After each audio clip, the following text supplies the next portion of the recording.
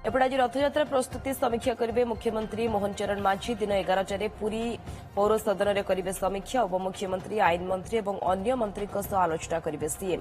विभागीय अधिकारी माने बैठक में रथयात्रा प्रस्तुतिर प्लान रिपोर्ट दाखल करेंगे।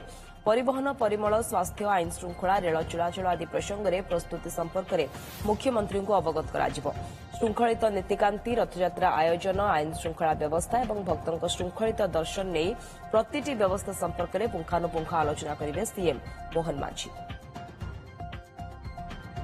एपटे आज रथयात्रा प्रस्तुति समीक्षा करेंगे मुख्यमंत्री मोहन चरण मांझी दिन 11 पुरी पौर सदन में करेंगे समीक्षा। उपमुख्यमंत्री आईन मंत्री और अन्य मंत्री आलोचना करेंगे सीएम। विभागीय अधिकारी माने बैठक में रथयात्रा प्रस्तुतिर प्लान रिपोर्ट दाखल करेंगे। परिवहन परिमल स्वास्थ्य आईन श्रृंखला रेल चलाचल आदि प्रसंग में प्रस्तुति संपर्क में मुख्यमंत्री को अवगत कर श्रृंखलित नीतिकांति रथयात्रा आयोजन आईन श्रृंखला व्यवस्था और भक्तों श्रृंखलित दर्शन नहीं प्रतिटी व्यवस्था संपर्क में पुंखानुपुंख आलोचना करेंगे सीएम मोहन मांझी।